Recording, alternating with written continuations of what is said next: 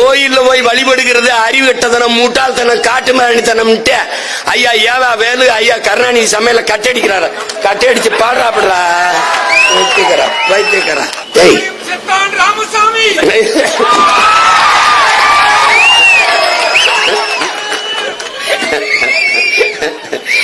இப்ப இருக்கிறவன தான் கொல்லணும். சாமி கும்பிடாத, கடவுளை நம்புகிறோம் காட்டு மாண்டி, கடவுளை வழிபடும் முட்டாப்பைய கொட்டாப்பைய நேர இங்க வா, கோயில இருந்து வெளியில வா, வெளியில வா, வெளியில வா, எங்க வா, என் புகவுளிய கும்பிடு.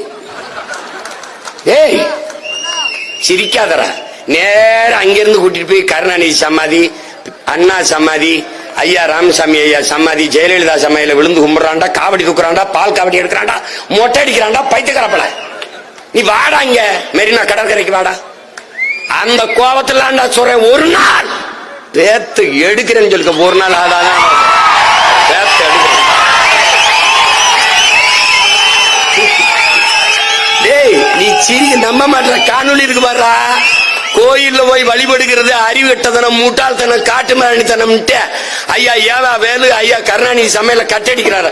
கட்டடிச்சு பாடுறாப்படுறா வைத்தியக்காரா வைத்தியக்காரா. இவங்கள போய் நம்புறியா? டேய் உன்னை வழிபாட்டில இருந்து வெளியேற்ற, மொழியில இருந்து வெளியேற்று, கோயில இருந்து வெளியேற்று, கடைசிக்கு இருந்துட்டான் உழைப்புல இருந்து வெளியேற்றிட்டான். மறுபடியும் ஆடு மாடு மேய்க்க சொல்றோம். என்ன பண்ணலாம்? படிக்கணும். படிக்க ஒப்பம் கொடுப்பான காசும் வார்த்தா கொடுப்பான. பைத்தியக்கார பொண்ணு, பைத்தியக்கார பையன் மகனே, என்னை படிக்க வச்சுவேன் ஆத்தா அப்பன ஆடு மாட விட்டாண்டா படிக்க வச்சான். பைத்தியக்கார பையல, பைத்தியக்கார பையல பனை மரத்தையும் ஆடு மாட்டையும் வேப்ப மரத்தையும் வெள்ளாமையை வித்து படிக்க வச்சாண்டா முட்டாப்பட. டாக்டருக்கு படி, படிச்சுட்டு 1.5 கோடி ரூபாய் கேட்கிறேன். ஒப்பம் கட்டுவானா உங்க ஆத்தா கட்டுவானா?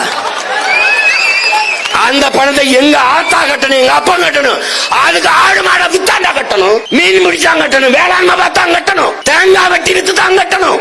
படி, படிச்சுடு படிச்சுடு. படிச்சுட்டேன் வேலை படி, டாக்டர் ஆயிட்டேன். யாருக்கு வேலை பாக்குறது? தனியார் முதலாளிக்கு.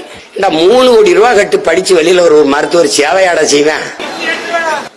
கிட்னி எடுத்துவான.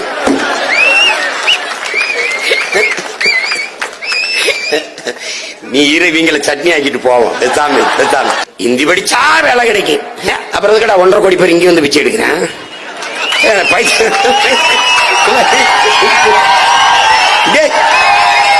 ஏண்டா இது